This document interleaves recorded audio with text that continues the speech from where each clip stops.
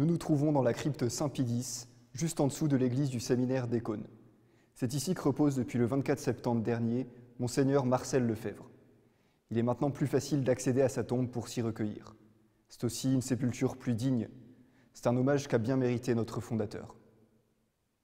Sur la tombe elle-même, vous pouvez lire ces paroles de l'apôtre saint Paul, « Tradidi quod et accepi » »« J'ai transmis ce que j'ai reçu ».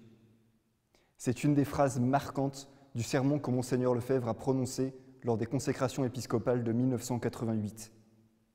Il tenait à ce que ces mots soient gravés sur sa tombe.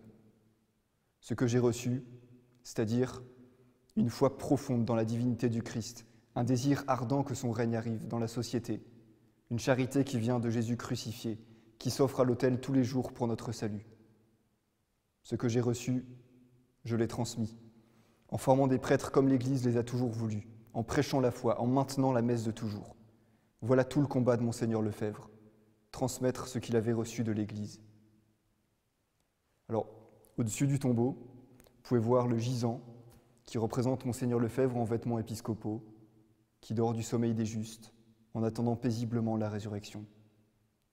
Le prélat est revêtu d'ornements, reproduisant fidèlement ceux que Monseigneur Lefebvre avait coutume de porter.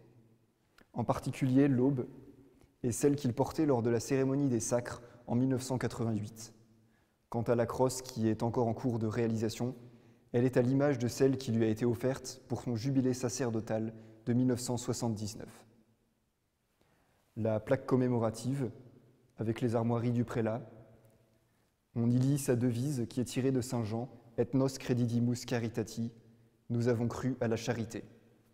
En dessous sont mentionnés les principaux titres de Monseigneur, rappelant ainsi la tâche considérable qu'il a accomplie tout au long de sa vie, passée au service de la Sainte Église.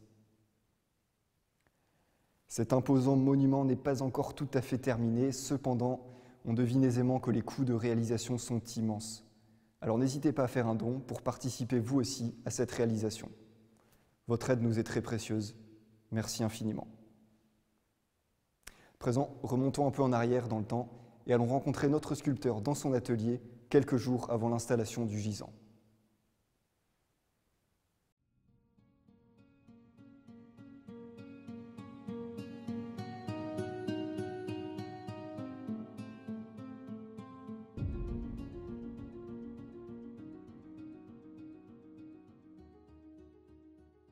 Bonjour monsieur, est-ce que vous pouvez vous présenter pour nos caméras? C'est Philippe Bouvet, tailleur de pierre.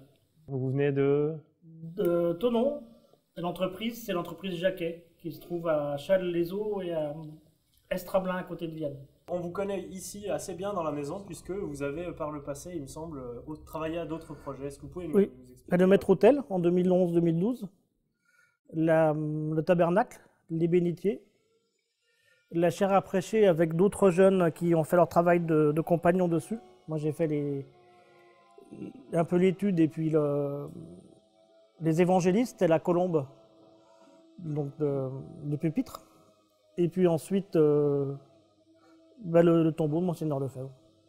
Le gisant de Monseigneur Lefebvre sur lequel vous travaillez, est-ce que vous pouvez nous dire depuis combien de temps vous travaillez sur ce projet?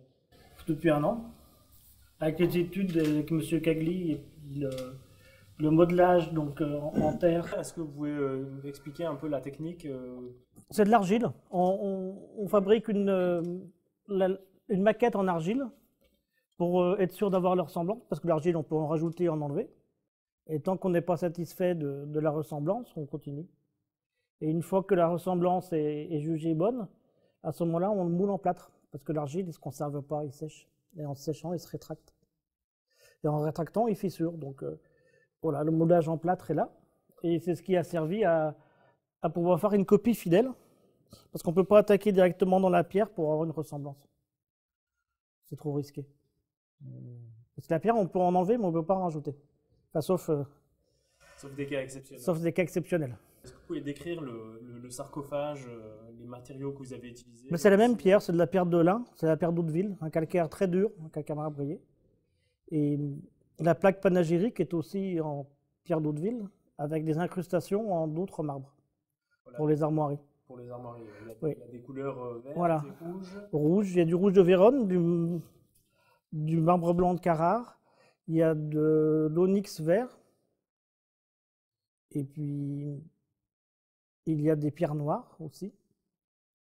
Et puis de la scagliole. C'est un procédé antique avec des colorants naturels, du plâtre à modeler et de la colle d'os qui imite la pierre.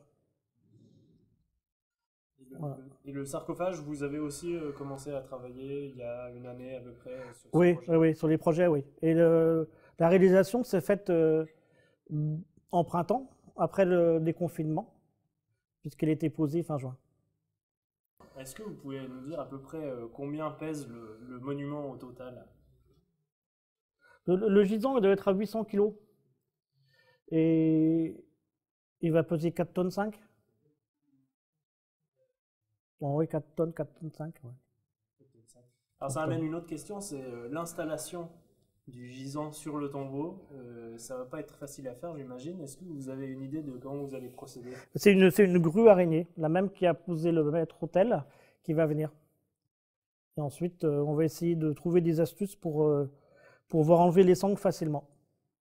Le gisant qui paraît avoir subi quelques modifications récemment, est-ce que vous nous expliquez ce que vous êtes en train de faire à ce stade-là? Je vais rallonger l'aube pour la faire arriver au niveau des chaussures. Voilà.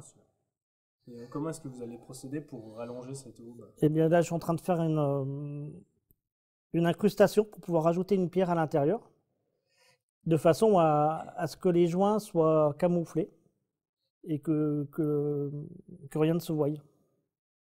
Normalement, ça devrait aller. Et les chaussures ici, alors vous avez modifié quelque peu les chaussures, est-ce que vous nous expliquez ce que vous avez fait? Oui, on a changé de marque de chaussures.